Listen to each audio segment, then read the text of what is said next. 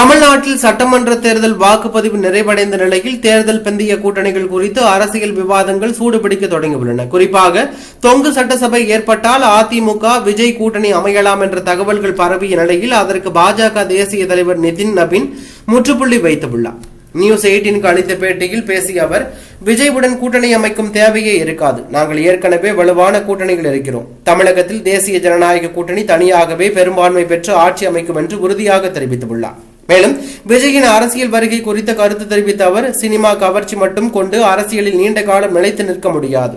ஆரம்பத்தில் ஒரு கவனம் கிடைக்கலாம், ஆனால் அடிமட்டத்தில் மக்கள் ஆதரவை உருவாக்குவதுதான் முக்கியம். விஜய்க்கு இது தொடக்கம் மட்டுமே, அது பெரிய மாற்றமாக மாறுமா என்பதை காலமே தீர்மானிக்கும் என்றார். இந்த தேர்தலில் திமுக மற்றும் அதிமுக ஆகியவை வலுவான கூட்டணியுடன் களம் கண்ட நிலையில் விஜயின் தமிழக வெற்றி கழகம் தனித்து போட்டியிட்டது.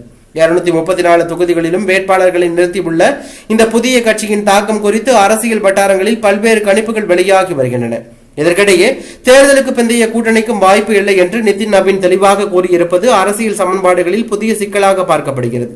தமிழகத்தில் 85% வரை வாக்குகள் பதிவான நிலையில் இந்த அதிக வாக்குப்பதிவு யாருக்கு சாதகமாக அமையும் என்பது குறித்த எதிர்பார்ப்பு அதிகரித்துள்ளது. இறுதி முடிவுகள் வருகின்ற மே 4ஆம் தேதி வெளியாகும் நிலையில் விஜய் ஃபேக்டர் எந்த அளவுக்கு தாக்கத்தை ஏற்படுத்தி உள்ளது என்பதை அன்றே தெளிவாகும் என்று தகவல் வெளியாகி பரபரப்பையும் அதிர்ச்சியும் ஏற்படுத்தி உள்ளது.